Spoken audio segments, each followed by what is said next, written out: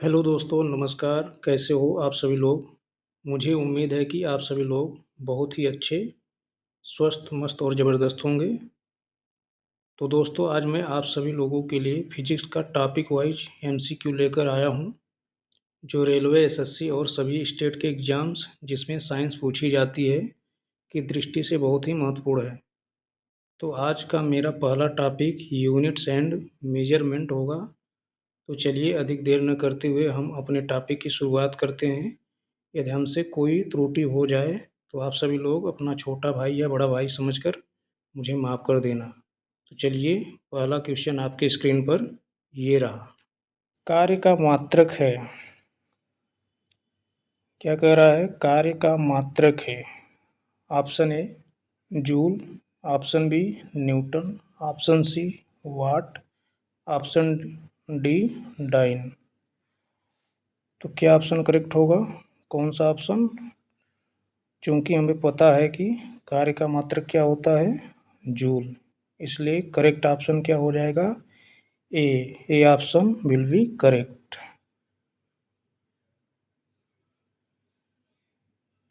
A option will be correct. चलिए, दूसरा question आपकी स्क्रीन पर ये रहा। क्या कह रहा है? प्रकाश वर्ष इकाई है। प्रकाश वर्ष इकाई है। ऑप्शन ए दूरी की, ऑप्शन बी समय की, ऑप्शन सी प्रकाश तीव्रता की। तो करेक्ट ऑप्शन क्या हो जाएगा? ऑप्शन ए दूरी की। प्रकाश वर्ष किसकी इकाई है? दूरी की। तो करेक्ट ऑप्शन ए दूरी की। A option will be correct. चलिए, नेक्स्ट क्वेश्चन। नेक्स्ट क्वेश्चन आपके स्क्रीन पर ये रहा। एम्पियर मात्रक है। एम्पियर मात्रक है। ऑप्शन ए प्रकाश तीव्रता का, ऑप्शन बी विद्युत आवेश का, ऑप्शन सी विद्युत धारा का, ऑप्शन डी चुंबकीय क्षेत्र का। तो एम्पियर किसका मात्रक है? ऑप्शन सी विद्युत धारा का। तो C option will be correct. चलिए, नेक्स्ट क्वेश्चन। चौथा क्वेश्चन आपकी स्क्रीन पर ये रहा। निम्नलिखित में से समय का मात्रक नहीं है। क्या पूछ रहा है? निम्नलिखित में से समय का मात्रक नहीं है। ऑप्शन ए अधिवर्ष, ऑप्शन बी चंद्रमा, ऑप्शन सी प्रकाश वर्ष, ऑप्शन डी इनमें से कोई नहीं। तो कौन सा ऑप्शन सही होगा? समय का मात्रक नहीं है। क्या बोला है? समय का मात्रक नहीं है। तो करेक्ट ऑप्शन सी हो जाएगा, प्रकाश वर्ष। और बाकी सब समय के मात्रक हैं। चलिए, नेक्स्ट क्वेश्चन आपकी स्क्रीन पर ये रहा। पांचवा क्वेश्चन। पारसेक इकाई है। पारसेक इकाई है। ऑप्शन ए दूरी की, ऑप्शन बी समय की, ऑप्शन सी प्रकाश की चमक की, ऑप्शन डी चुंबकीय बल की। तो पारसेक किसका इकाई है? पारसेक दूरी की इकाई है। तो इसलिए option A will be correct. चलिए, नेक्स्ट क्वेश्चन आपके स्क्रीन पर ही रहा। ल्यूमेन किसका मात्रक है?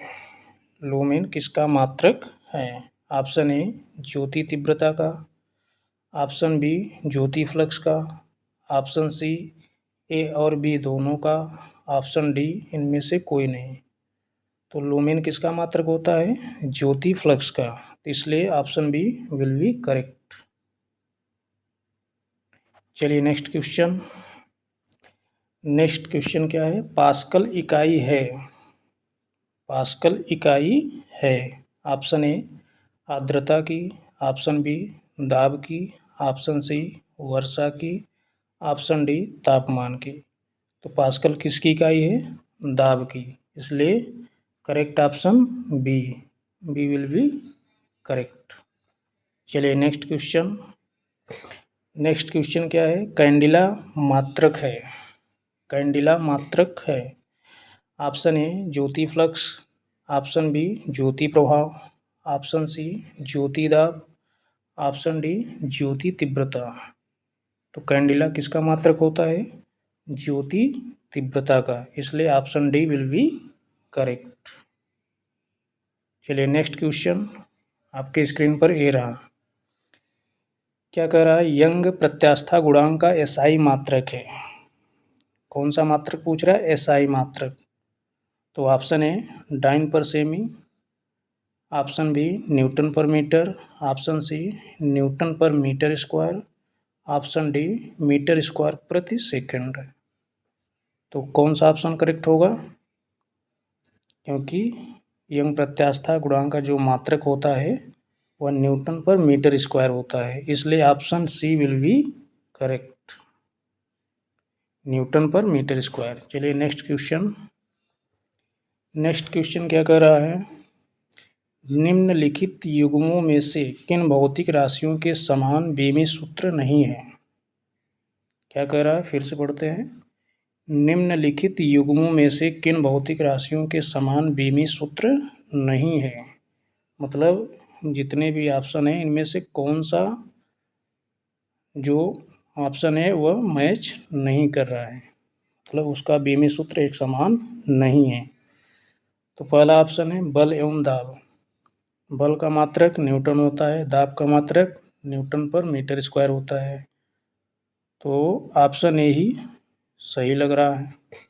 और आगे देख लेते हैं, ऑप्शन बी है कार्य एवं ऊर्जा। कार्य का भी मात्रक जूल होता है, ऊर्जा का भी मात्रक जूल होता है।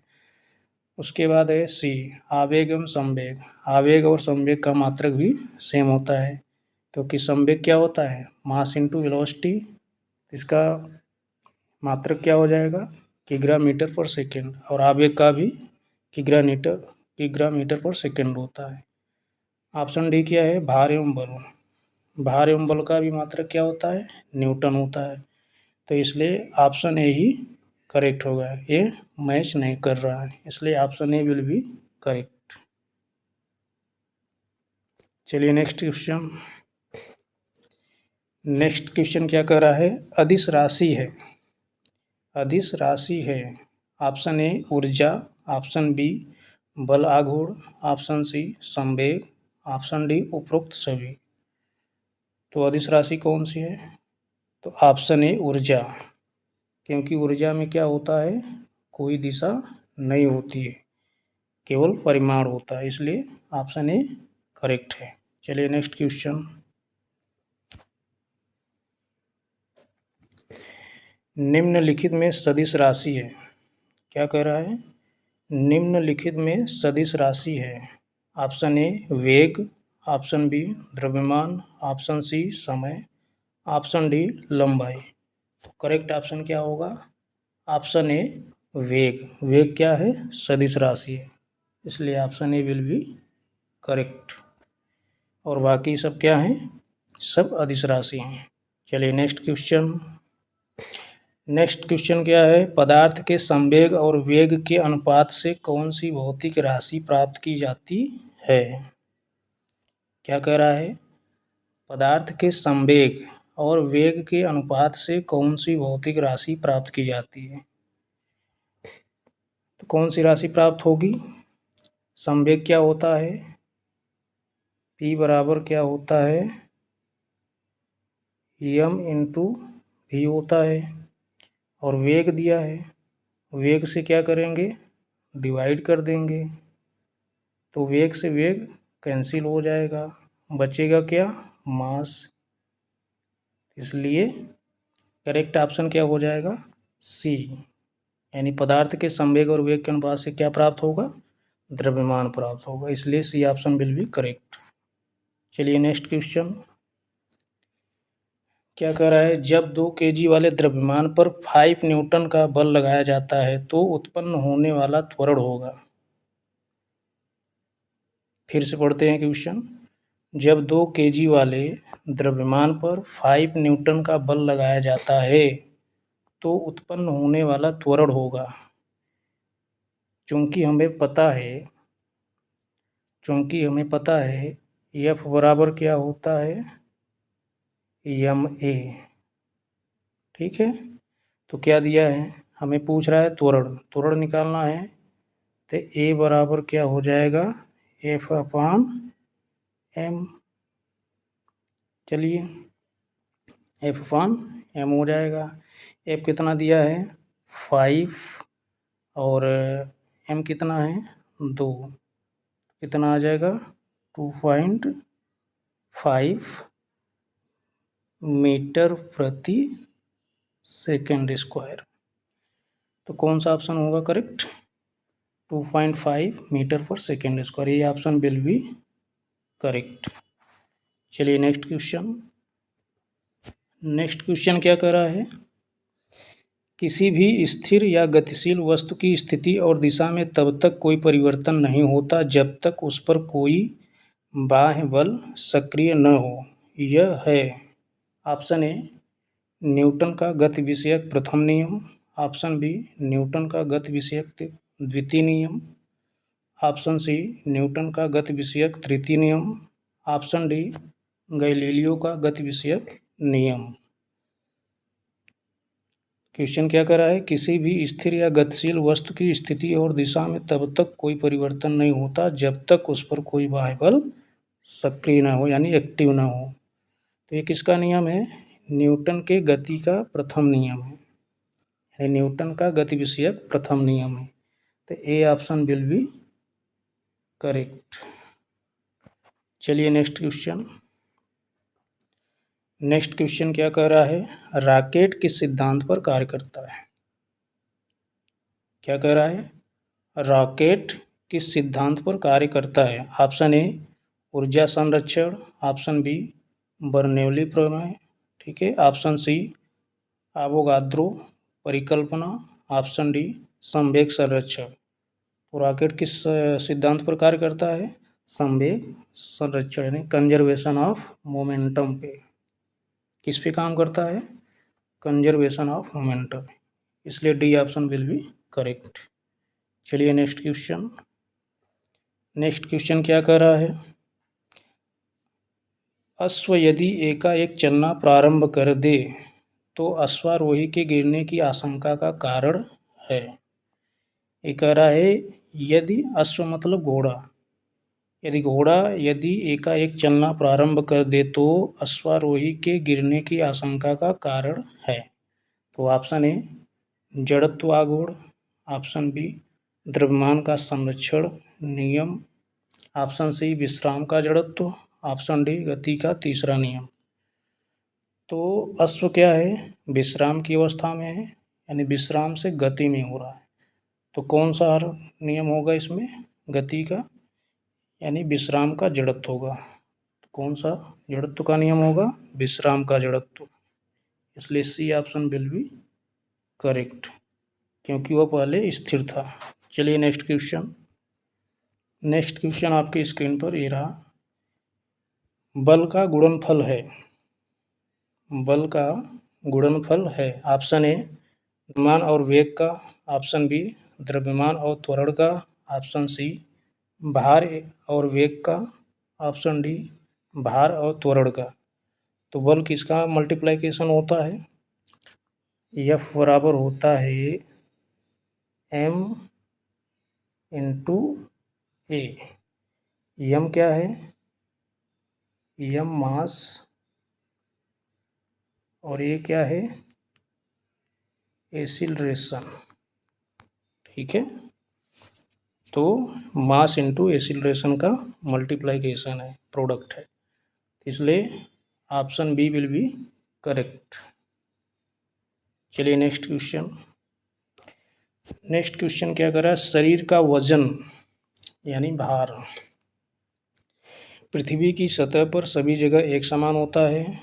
ऑप्शन बी ध्रुवों पर अधिकतम होता है, ऑप्शन सी विषुवत रेखा पर अधिकतम होता है, ऑप्शन डी मैदानों की तुलना में पहाड़ियों पर अधिक होता है।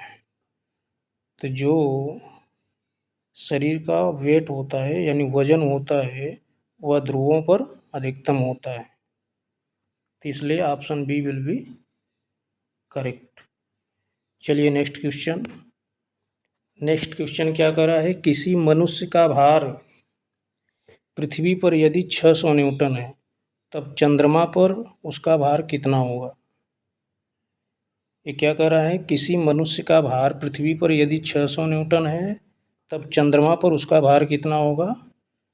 चूँकि हमें पता है जो पृथ्वी पर भार है वह चंद्रमा पर कितना हो जाता है 1/6, यानी माना जैसे 600 न्यूटन है, पृथ्वी पर भार कितना है 600 न्यूटन, जो चंद्रमा पे भार होता है उसका 1/6 होता है, इसलिए 600 इंटू इसका 1/6 निकाल लेंगे। ठीक है, तो 6 से 6 कैंसिल, बचेगा कितना 100 न्यूटन, इसलिए करेक्ट ऑप्शन क्या हो जाएगा D. D option will be correct. तो चलिए दोस्तों, आज का टॉपिक यहीं पर समाप्त करते हैं। और हाँ, आज का वीडियो कैसा लगा आप सभी को कमेंट बॉक्स में कमेंट करके अवश्य बताना। Thank you so much.